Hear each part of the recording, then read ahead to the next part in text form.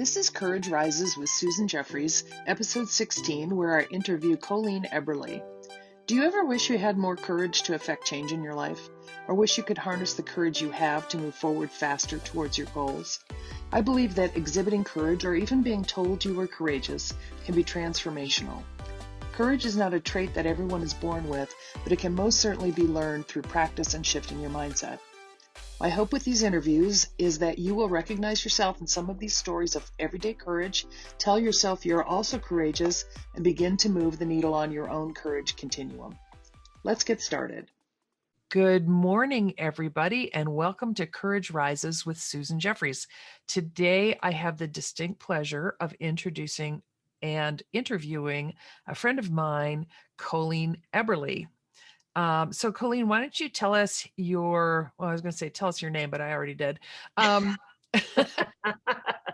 you pronounced it correctly. Yes. Well, welcome to professional interviewing. Thank you. Tell us where you live and what you do and how old you are and all of that kind of stuff. So I am in Chandler, Arizona, and you, my friend, are feeling daring asking me how old I am. But I won't say because I'm okay with it. I'm 49. Okay. But I act like I'm 19 half the time. Yeah, definitely. It keeps me young at heart. I am a financial services rep and currently future loan signing agent. Don't really talk about it, but okay, it's in the midst. All right. Yep. Just keep adding those things to your end of your resume there. So, right. I've been doing these interviews for 7 or 8 months now, and I've started asking people some questions. And the first one is, what does courage mean to you? Courage to me, I will relate it to what I'm going to talk about today. Okay. To tie it all in, because there's multiple meanings of courage to me. Okay. But for today, I'll say courage is the ability to take maybe a situation that's not pleasant, not great, and being able to harness your lessons learned and turning it into something positive, like rising from the ashes of what may have happened to you and embracing it and maybe using it for good for other people. Oh, that's not letting it get the best of you. Yes, that's good. And it sounds really interesting. And I can't wait to get to your story in a couple of minutes. So is it important to you to be seen as courageous by other people? Yes. Okay. But you have to be genuine about it. It can't be a fake courage. What would that look like? Well, I mean, someone can sit there and talk about being courageous, but they're not actually being courageous. So like talking the talk, but not walking the walk. Exactly. With social media, it's so easy to just be like, look, I'm doing this, I'm doing this, I'm doing this. And it's a totally different story in real life. Yes. So okay. I talk a lot about stepping out of your comfort zone, be bold, be this, be that. I try really hard to practice what I preach. Yep. Do I always succeed in that? No, because I'm human. Right. But I try my damnedest to really follow what I talk about. Yeah, that's awesome. Yeah. So do you have any tips for how to be more courageous in life? Like how to move the needle on your courage continuum? Actually, that's a good question. I'm going to bring up what I just briefly taught in training last week. And that's the Mel Robbins method of the 5-second rule. She has a whole book on it. But the gist of it is, it's very easy to talk yourself out of something that's out of your comfort zone, something that scares the shit out of you. You'll sit there and you'll think about it and you'll analyze it.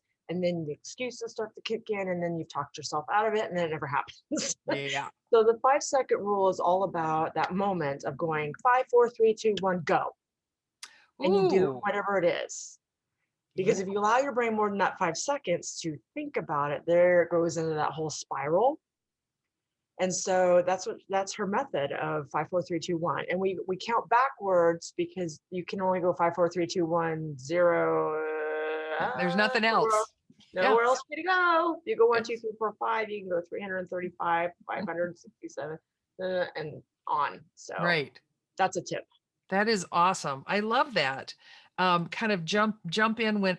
Whoops. where did my video There you go? are. There we go. Just so to jump in when it's time at the bottom of Yes. the, yeah. Oh, that's awesome. Okay. So do you have a story of courage or bravery in your own life that you would like to share with us? And I I know you do. do. I am so shocked that you asked me this question. I am not prepared. Insert sarcasm.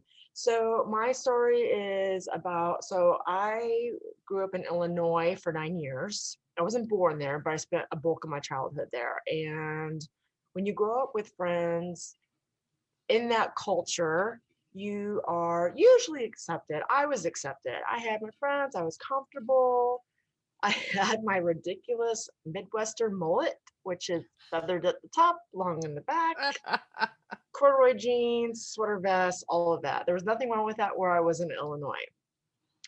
We moved in the middle of my 7th grade year out here to Arizona. Been out here 36 years now. So this is 1985 that we move.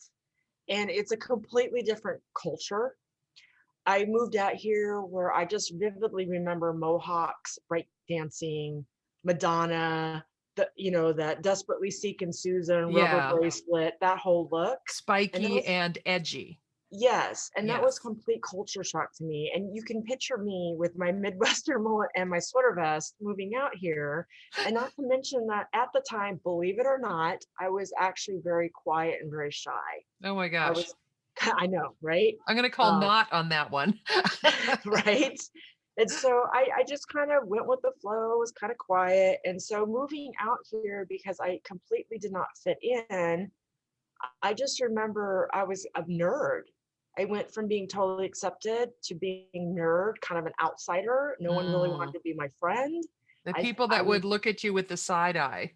yeah, Like, like, yeah. yeah, he's like, what's that? Who's that weirdo? Like, what planet did she move here from? Because I just did not fit in. And so it was just a lot of feeling of isolation and sitting by myself. I had one or two people that friended me, thank God. I still keep in touch with them. But it was just, that whole, because I moved in the middle of the year, everybody was already established. They Everyone had their already had their cliques. friends, their Yeah. cliques, their routines. And here I come looking like a freaking weirdo. And it was just really rough. And so my parents did not realize at the time how rough that really was for me. And I went through a total personality change to Wow. worse than I am. Like I was very brassy. I've toned it down, Really? but I was really mouthy.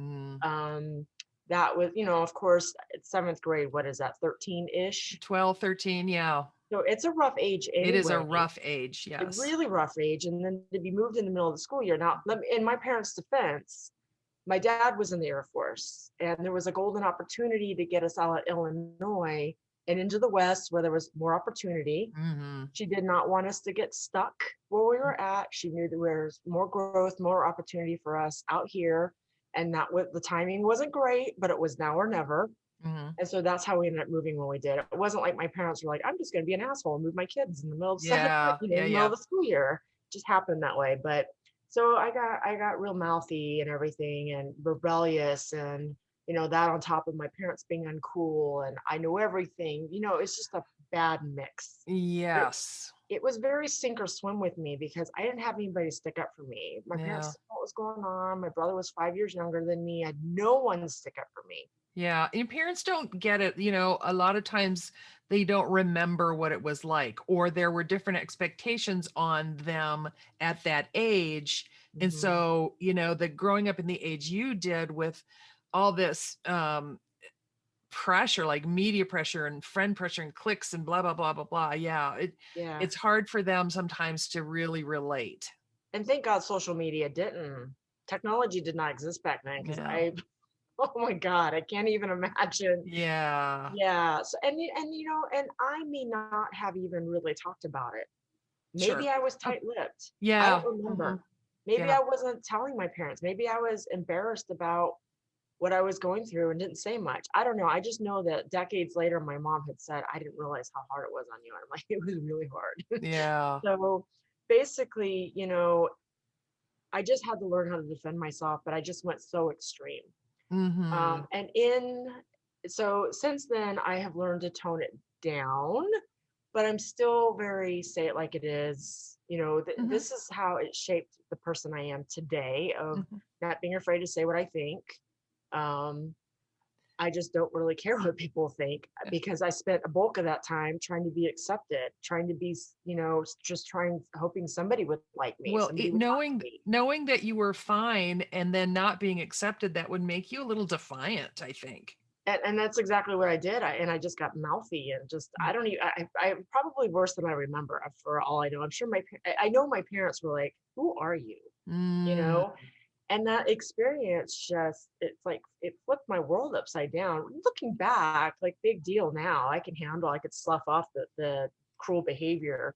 But when you're in it at that age, it's like, it's your whole world's devastated. It's right. traumatic, And you have no perspective. I mean, it's not like you're Yeah. looking back after 49 years and saying, oh, these things come and go. Back then, Yeah. you're right. It is your whole life. Yeah. You're just like, oh my God, this is awful. My whole Mhm. life is over. You're in that headspace. Yeah. And so, and I realized years later, thank God for Facebook, Mm. I'm in touch with a lot of my Illinois friends that I grew up with. Oh, wow.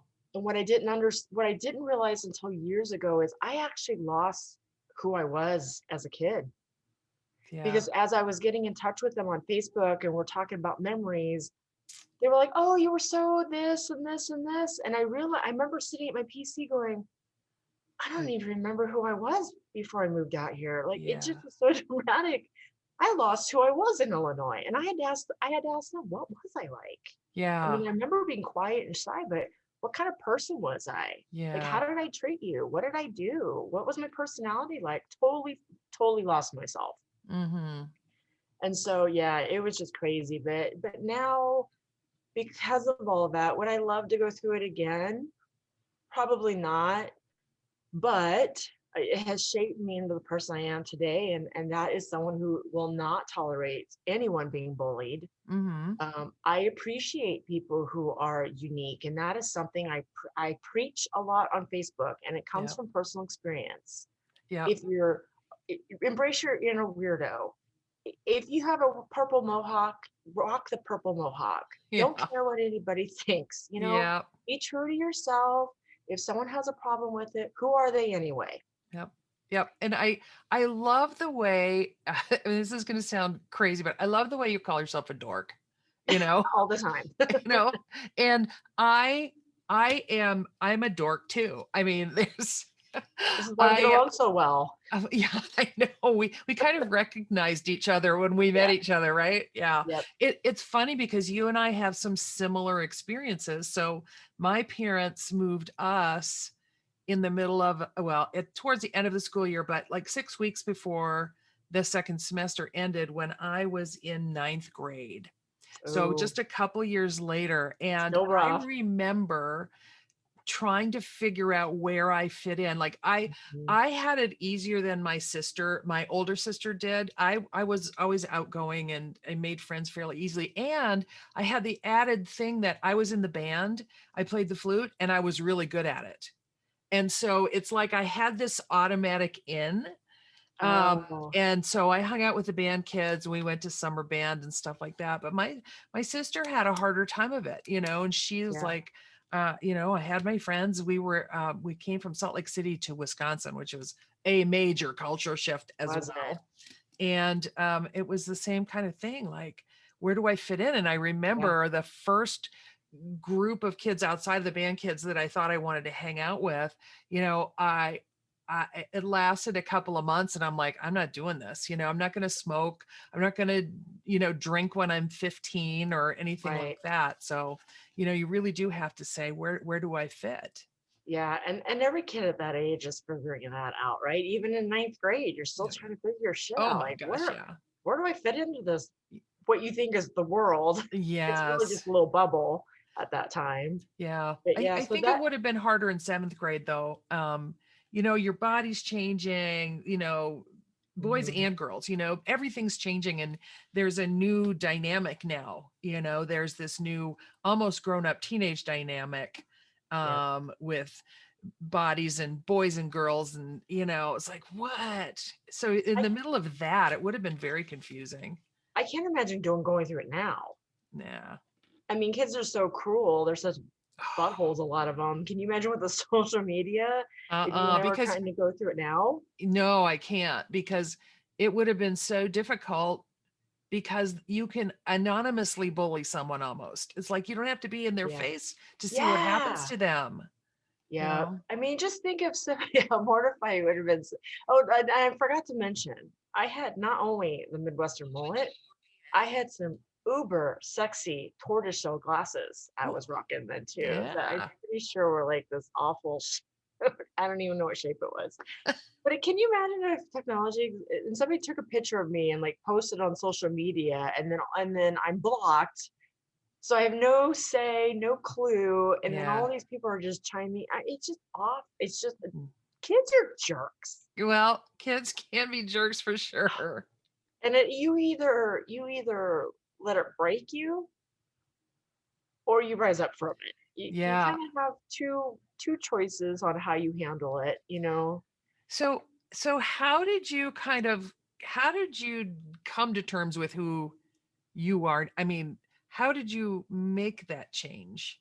I Did remember, it's the dumbest thing, but I remember the shift in my attitude and how my world changed simply from just going to contacts. I begged my parents, Oh, sure. please let me have contacts. Yeah. Let me get rid of these Let glasses. me be prettier. Let Yes. me be prettier. Yeah. So they did. I got the contacts. I got cooler hair, which by the way looked like, fade down away, kind of better than what I had before. I started getting accustomed to the styles and stuff out here. When you Yeah. come out here initially, you're like, oh, what did I step into? But then by eighth grade, I was like, okay, I kind of have an idea of what's cool, what's not. What So I works for started me? making adjustments. And so once I kind of redid, even though I hate to admit that, I changed my outer look. Mm-hmm. I fit in better. Yeah. And then that's when the class clown set in. I remember being kind of like how I am today, eighth grade. I'd be the kid in the room that would be cracking jokes, and Yeah. not to the extent where the teachers were like, get out, you're in Disruptive. Yeah. suspension. But I would liven up. That's where I started livening up the room a little bit with Mm. my sarcasm. And so that's where things started to change for me. That's when I started getting more friends. There was still some bullying going on during that Mm. time, but I remember being able to handle it a little bit better than when Mm. I initially came out Yeah. here. Yeah. Yeah, Sometimes little things that you change. I mean, especially at that age, they do make a remarkable difference. it does. Yeah. Yeah. And yeah, I was the glasses girl too. I got glasses in 6th grade, and I thought I was really great at picking out ones that made me look cute. I really wasn't. Right. Well, plus Yeah. the styles back then were not the greatest. Yeah, I mean, no. yeah. No. Little things like that will make you feel more of the crowd, and then once some of those pressures are off, then you Mhm. can have the courage to find out who you are. So Yeah. let's get this crap out of the way, Yeah. and Yeah. then I've got a chance to be the dorky wackadoodle weirdo that I actually am. I guess it's safe to say the dork set in at about eighth grade. Yeah. Yeah. I always used to laugh when my kids were younger. I have 3 stepkids. And I always said geeks rule, you got to Yeah. get used to that idea that geeks rule. And then, when you find that you are a geek or a nerd or a dork or whatever, embrace it. Embrace it and rock it. I mean, can you imagine how boring life would be if we didn't have dorks and geeks and nerds and No, it would be boring. yeah, exactly. That's So good. yeah, I appreciate someone who's unique.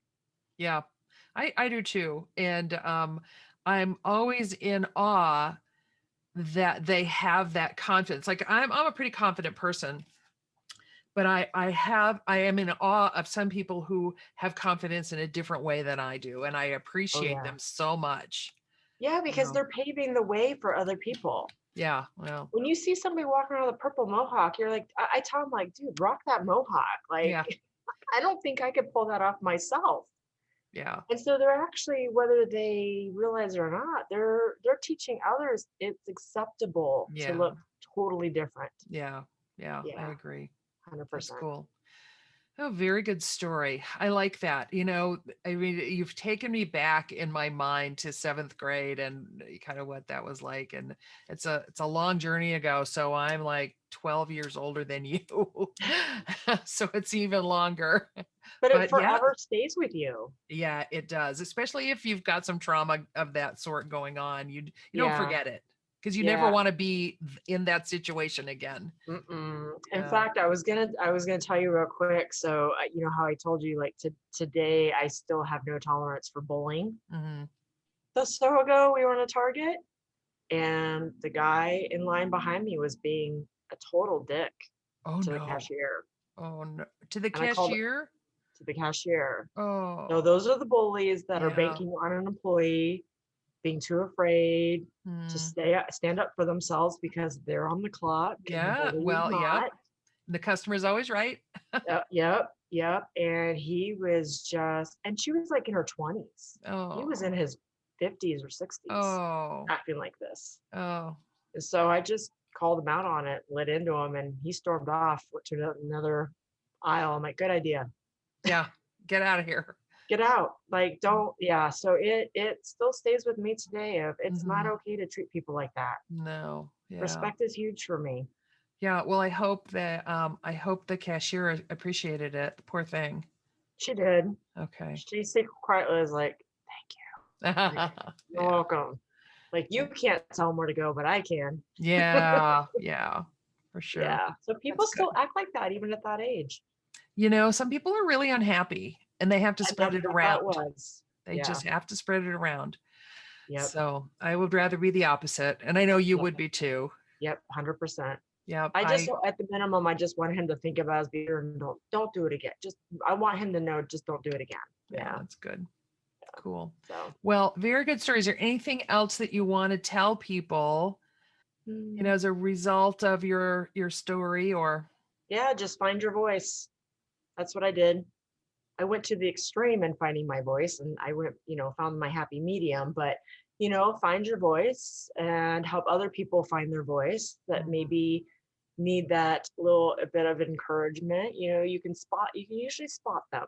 They're usually, just I just ask that you step up for them and help guide them Yeah. to find their courage, find their voice. Well, and You know where I'm going with it. show them kindness too, right? Yeah, like it's okay. It's okay. Yes, you're perfectly good. You're a great human being. Like, don't let them get to you. You Mhm. got this. Let Yep. them see the good qualities in them. Just guide them. Take them Yep. under your wing. Help them out. I didn't have anybody doing that for me, so I like to. I do like to pay that forward. Yep. That's great. Yeah. Very good. Well, I'm really delighted that you agreed to be on my show. I love to talk about like everyday stories of courage and bravery so people can recognize themselves in those stories and realize they're braver than they think they are, or more courageous than they think they are. So thanks for being part of that storytelling. Well, thanks for having me. Of course, this was fun. Happy dance. And maybe, I don't know, maybe a kid going through junior high, high school can see this and know that, 30 some years later, you're gonna be okay. Yeah, it gets better. I love Yes. that campaign, that it gets better campaign. It just really 100, does. yes, Awesome. 100%. Well, thank you, Colleen. Thank you for having me. See you guys. This has been Courage Rises with Susan Jeffries. I hope you enjoyed this episode and that you recognized yourself in some of the courageous actions and thoughts of my guest.